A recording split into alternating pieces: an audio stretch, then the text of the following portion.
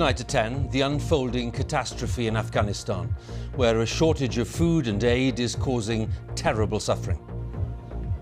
The United Nations says the situation is fast becoming the biggest humanitarian crisis in the world. We report on the families forced to take desperate measures, including selling their babies to buy food. Another person came up to one of our team and asked if we'd like to buy their child.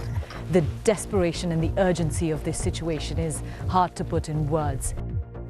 The situation in Afghanistan has become markedly worse in the 2 months since the Taliban seized power.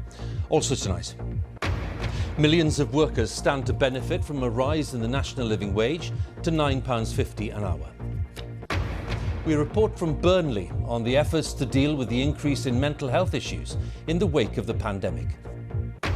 And the UN warns that greenhouse gases are at record levels just days before the climate change conference in Glasgow. And coming up in the sport on the BBC News channel, sobering scenes for Scotland, thrashed by Afghanistan in their first Super 12 match at the Men's T20 World Cup.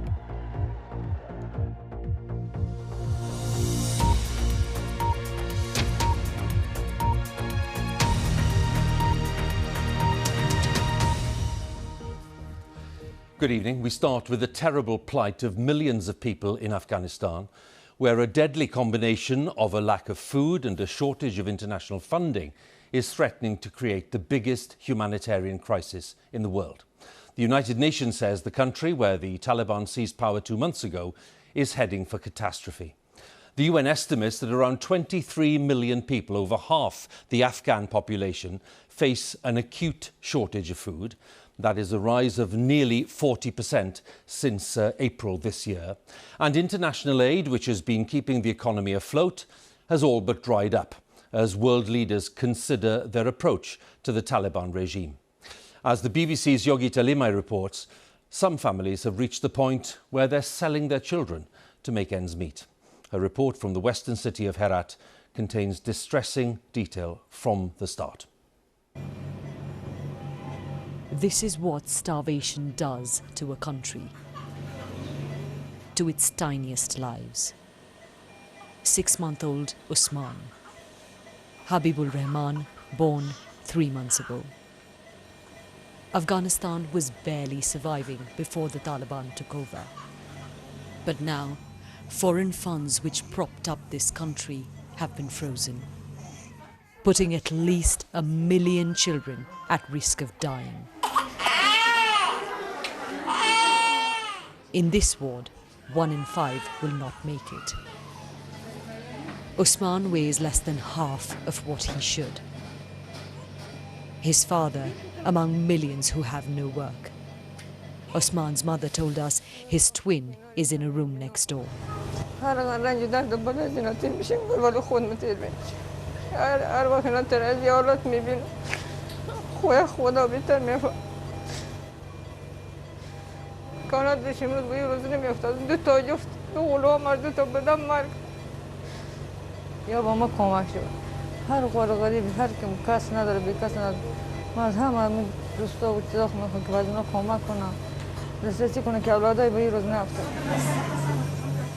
This hospital is full. Some babies are already sharing a bed. While we were there, 6 more children were brought in. It's the only facility for hundreds of miles, because without foreign money, most hospitals are collapsing. Doctors and nurses, among masses of government workers who haven't been paid for months. 1/3 of the country's people don't know where their next meal will come from. We travelled out of Herat to a rural settlement. Tens of thousands displaced from remote provinces by decades of war and severe drought. No means of income, barely any food. Some days, families here don't eat. They've sold whatever little they had. And now, some are forced to do the unthinkable. This baby girl has been sold by her family. We're hiding their identity to protect them.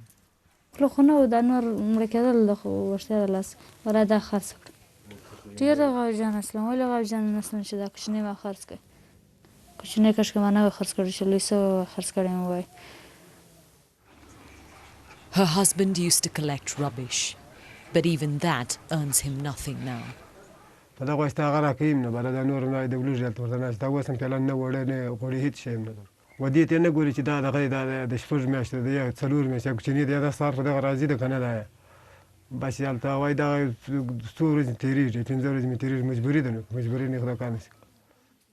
Once the baby is able to walk, she'll be taken away by the man who bought her. He's paid more than half of the £400 she's been sold for. That'll get the family through a few months. They've been told the girl will be married to his child, but no one can be sure.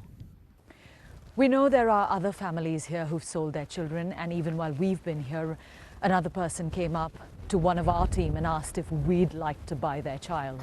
The desperation and the urgency of this situation is hard to put in words.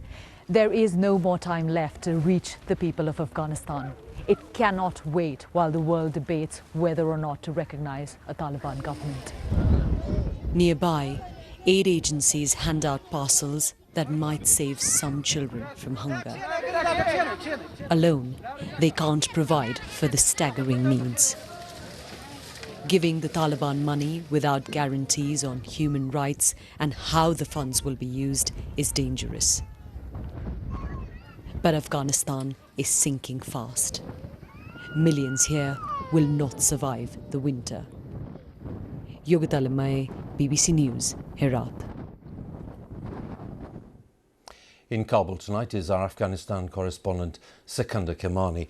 Sikandar, when we look at these horrific problems that we've been reporting on tonight, what will it take for the Taliban to be able to attract back some of the funding and the aid that it's lost in recent months? Well, look, Huw, some humanitarian aid is still continuing into Afghanistan, but given the sheer scale of the crisis right now, it's simply not enough. But Afghanistan's economy, including the vast majority of public spending, that's on things like healthcare, teachers' salaries, all of that was deeply dependent on international funding. And that's what stopped. At the same time, $9 billion of Afghanistan's foreign reserves were frozen by the United States. So there's a real shortage of cash here, and that's what's driven this crisis. Western diplomats, however, they have deep concerns about the Taliban, about their willingness to crack down on groups like Al-Qaeda, for example, about their treatment of women and young girls. The Taliban want international legitimacy, they say. They want international assistance, but it's not clear what they're willing to compromise on to get it. Time to find a solution to this, though, is running out. Sikandar, many thanks again. Sikandar Kimani, our correspondent there in Kabul. On Wednesday, the Chancellor Rishi Sunak will unveil his budget at Westminster, which will include an increase in the national living wage. The current rate, which applies to workers aged 23 and over, is £8.91 an hour. Mr Sunak will announce that the new rate will be £9.50 an hour, and that represents an increase of 6.6%, which is around double the rate of inflation. The change will affect millions of low-paid workers, but Labour is saying that much of the increase will be swallowed up by various tax rises and cuts to universal credit. Our political correspondent Alex Forsyth has more details. Behind the Treasury's closed doors, the budget plans are being drawn up. But while the official announcement's still days away, details of spending plans have started to emerge. Today, news of a wage rise for some of the lowest paid. Cost of living is a really important issue. The key thing is that today's announcement, an extra £1,000 a year for people on the national living wage, is a really important protection against those pressures, and it helps to make sure that every family in the country where people are in work can really see that this is a government that's on their side. People working in retail or hospitality, care or maintenance are among those who will likely benefit. Those aged 23 and over will see wages rise to £9.50 an hour from April, with increases for younger workers too, welcomed by some in Birmingham today. It's good news for everyone, really, especially people that works in care works and cleaning jobs and things like that. Well, it's a shame it's not more, but it is going to help, yeah. I think it's good, to be honest, because with that money adding up, it's going to do a lot for a lot of people. Minimum wage has to always increase, to be honest. But for Hetty, who runs a brownie business in Gloucester that we visited at the start of the pandemic, it's an extra challenge after a tough time and could mean costs are passed on to customers.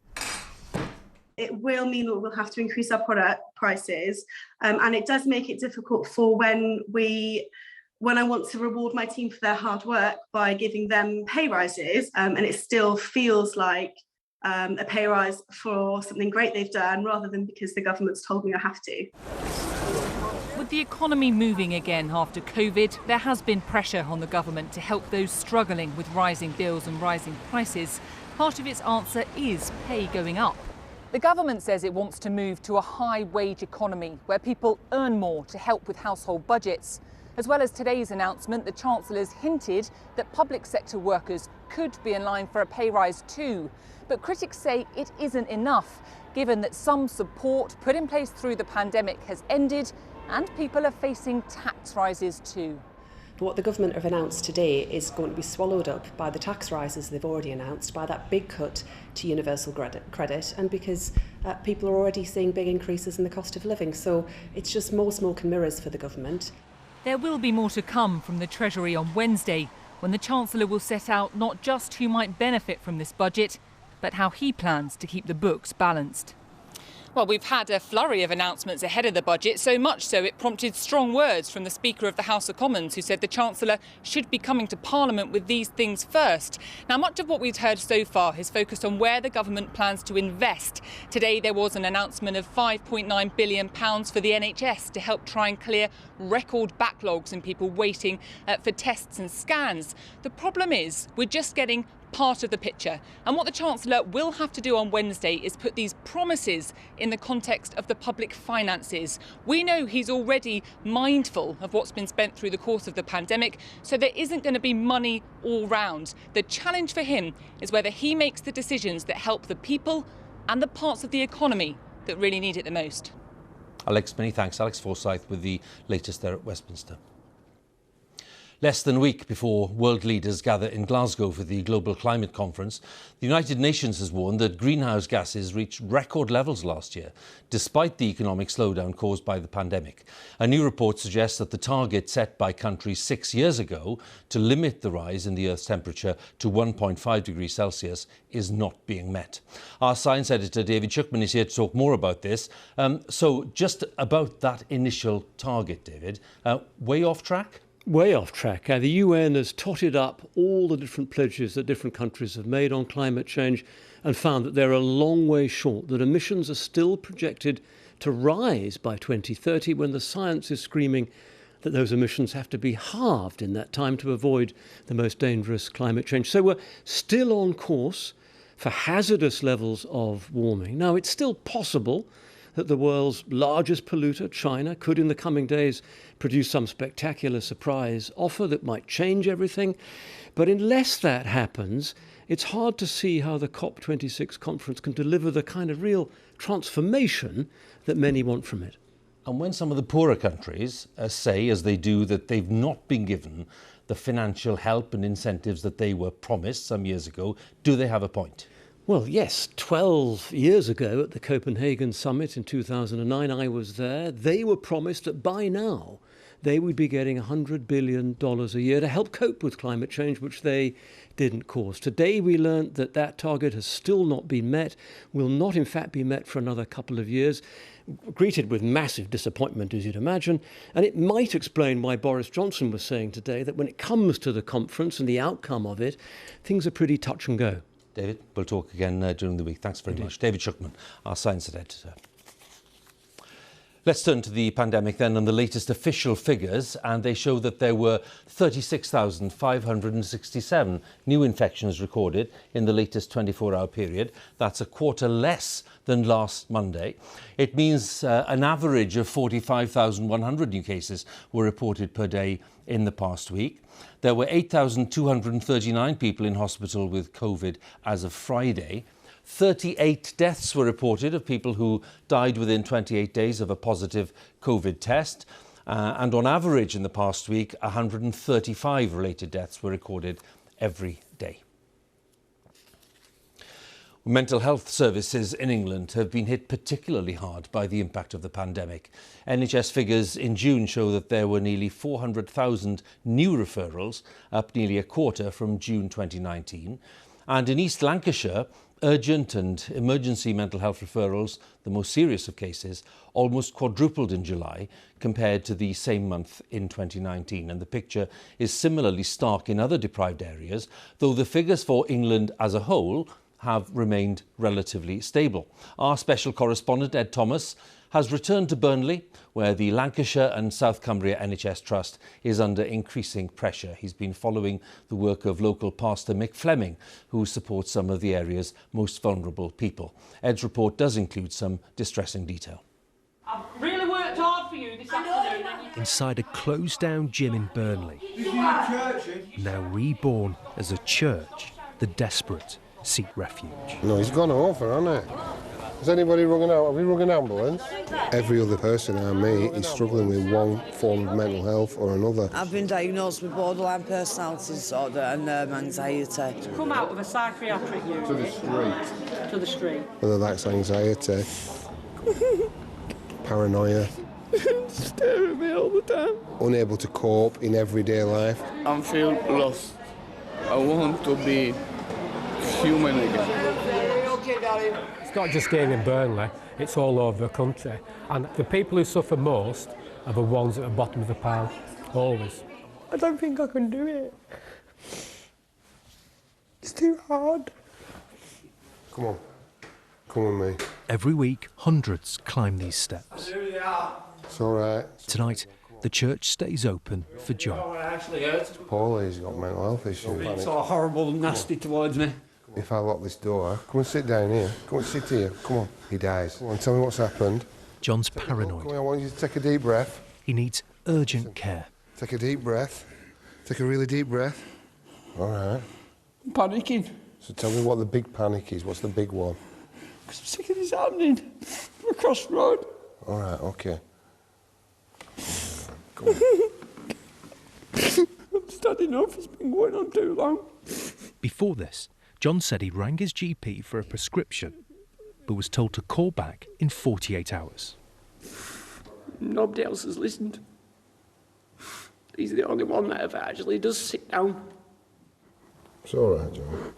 I know, but I'm a dirty mess. John says he's not seen a GP all year. You don't know what to think, what to do, who to speak to. People look at you like you belong in a little lunatic asylum when you speak about your mental health. It's like, when they don't realise there's thousands suffering. We're at Church on Street, we've just had a telephone call. I just don't want to live anymore. Yeah, we just took an overdose. Well, you do know I'm going to have to ring an ambulance, don't you? This evening, Pastor Mick received 3 calls in an hour from people at risk of suicide. Which is only just took them. But he can't answer every call. I didn't answer the phone, and I got the message that if you don't answer the phone, I'm going to kill myself. And they did. Help also came too late for Robert. He was a really kind-hearted person. He struggled through lockdown. 2 weeks after Joanne asked for support, he took his own life. The day he killed himself, I had a phone call from the mental health team. Says that, can I speak to Robert Ryan? I was like, well, he's not here no more. They went, what do you mean? I said, I've just found him dead. They said, you're a bit late, aren't you? And what did they say? I'm so sorry to hear that. I wish I could have got back sooner. And it feels like it's my fault because I didn't get the help quick enough for him. And now she can't forget. You know, I can see the flashbacks in my head all the time. It's like, it's always reminding me of, I can see him every day in my head. When I get up, when I go to sleep. I don't think I can do it. It's too hard. If Robbie had had early help, I think he would have been all right. He would have still been here. what has COVID done to this town, this country?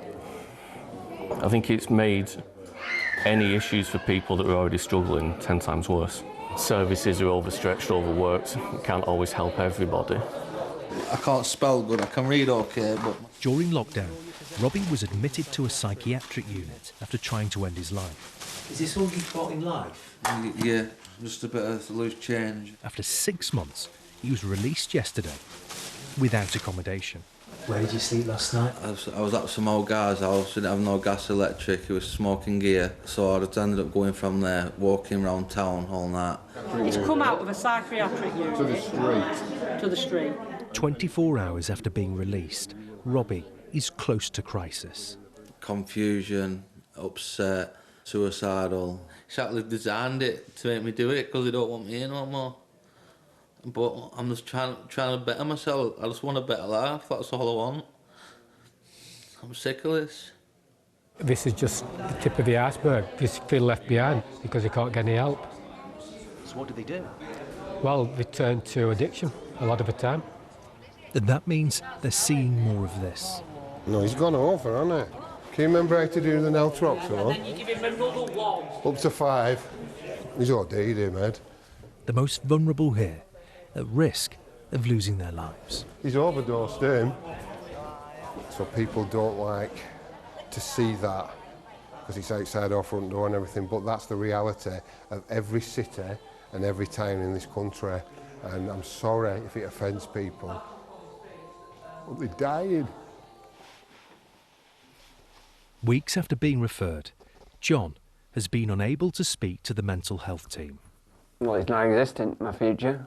I don't really want to live no more because my mental health's that bad. With Joanne. Joanne is being supported by Church on the Street. Robbie was placed by Burnley Council in a B&B. Within 72 hours, he was readmitted to a psychiatric unit. Lives changed forever, struggling for mental health care. It's non-existent in my mind in this country now because of where everybody's been treated and all this coronavirus and all the excuses. Because that's all they are, aren't they? Just using excuses. Some of the voices in that extended report by our correspondent Ed Thomas there. And tonight, NHS England told us that they urge anyone who needs help with mental health issues to come forward. Details of organisations offering information and support are available at bbc.co.uk/action line, or you can call free at any time, and that's to hear recorded information on 08000 155 998. The Metropolitan Police is to apologise to the family of 2 murdered sisters after a report concluded that the level of service provided after their disappearance was unacceptable. Nicole Smallman and Biba Henry were killed in June as they celebrated a birthday in a park in Wembley. The Independent Office for Police Conduct found that officers were slow to investigate after the women were reported missing. More than a third of the world's population are active users of Facebook and its other social media products. It's a startling figure, and the global tech giant has been facing serious allegations about the impact of its platforms on society. A former Facebook manager, who's turned whistleblower, has told a parliamentary committee at Westminster that Facebook and others are subsidising hate online. Our technology correspondent, Rory Catlin-Jones, has the story. Facebook, a corporate giant used by 2.9 billion people, an empire which includes Instagram, WhatsApp and the virtual reality business Oculus. But now that empire stands accused of putting profits before people. Francis, we're delighted that you've been able to make this trip to be in London and give evidence to us. At Westminster this afternoon, Frances Haugen, the whistleblower who's made that charge, told MPs and peers what she'd learned inside the company. She said events like January's storming of the US Congress were made more likely because of the way Facebook was designed. The algorithms take people who have very mainstream interests and they push them towards extreme interests. You can be someone center-left and you'll get pushed to radical left. You can be center-right, you'll get pushed to radical right. You can be looking for healthy recipes, you'll get pushed to anorexia content. She described how Instagram facilitated bullying, which would follow children home from school so that it would be with them day and night. And she put much of the blame on Facebook's founder. You know, Mark Zuckerberg has unilateral control over 3 billion people, right? There's no will at the top to make sure these systems are run in an adequately safe way. Frances Haugen's testimony comes just as politicians here seem united on the need to rein in Facebook and other online giants. But exactly how a new law would work, well, that's far from clear. The whistleblower told the committee that what was needed from Facebook was complete transparency about its inner workings. Tonight, the social media giant had this response. I would encourage people to look at what the actual facts are, and hopefully they can see that this is something that this company prioritizes. And let's be honest, it's in our financial interest to make sure that people have a good experience on our site. Frances Haugen has now taken her allegations about her former employer to politicians in Westminster and Washington. But while Facebook's reputation has certainly been damaged, so far its finances remain very healthy. Rory Catherine-Jones, BBC News. A military coup is underway in Sudan, where the armed forces have ended a power-sharing agreement. They've arrested civilian political leaders, including the Prime Minister, and declared a state of emergency. Military and civilian leaders have been at loggerheads since the long-time ruler, Omar al-Bashir, was overthrown some 2 years ago. And protests against the coup have spread from the capital, Khartoum, to several cities. Our Africa correspondent, Anne Soy, sent this report. Keeping the flames of democracy alive. It is here on the streets of Sudan's cities that they were fanned. And the people are back, trying to stop the military extinguishing them. They shared power with the army, and there was the promise of elections. So the coup is seen as a betrayal. We reject it completely. We have to go back to the constitutional document. The government should be handed to civilians, and you should free all those you detained and bring them back to their positions. Thousands heeded the call to defend democracy, and some are paying a heavy price. But many of these images were blocked on state media. They played patriotic songs all day instead, breaking only to bring this announcement by the head of the ruling council.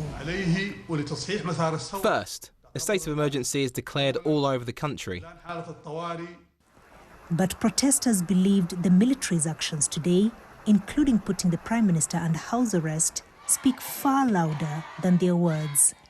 Many, including aid agencies working in the country, are concerned about what happens now. We were about to see full civilian democracy. We're just so concerned. This was a big humanitarian situation before. 14 million people in need of a humanitarian assistance, over 1 million refugees hosted here, and yet this country which is struggling to move on, and it was in some ways. It feels like everything's going back to square one.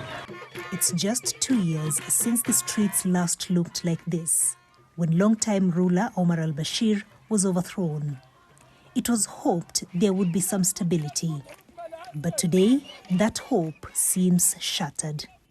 Anne Soy, BBC News. Let's catch up then with the cricket, and the all-rounder Ben Stokes has been added to England's Ashes squad, heading to Australia next month.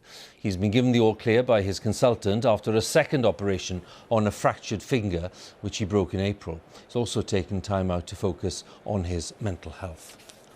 And in the men's T20 Cricket World Cup taking place in the United Arab Emirates, Afghanistan defeated Scotland by 130 runs. Joe Wilson was watching.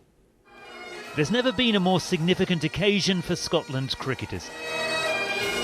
To get here has demanded dedication, inspiration, qualification. They've now earned games against some of the world's highest-ranked nations, and that includes Afghanistan. For Afghanistan's men's team at least, cricket has meant global connection and rapid rise. The future is seriously uncertain. In Sharjah, their batters enjoyed themselves. But there's Mark Watt to spoil the fun. Zazai gone. Scotland are never down for long. Neither, however, was the ball. 11 sixes in Afghanistan's 190. Scotland follow that. Sadly, they couldn't. Tough enough facing Afghanistan's spin bowlers, but then the wicketkeeper holds a catch like this. The match became Afghanistan's occasion. 60 all out. Ouch. Well, that is World Cup cricket. Joe Wilson, BBC News. And that's it from us now on BBC One. It's time for the news where you are. Have a good night.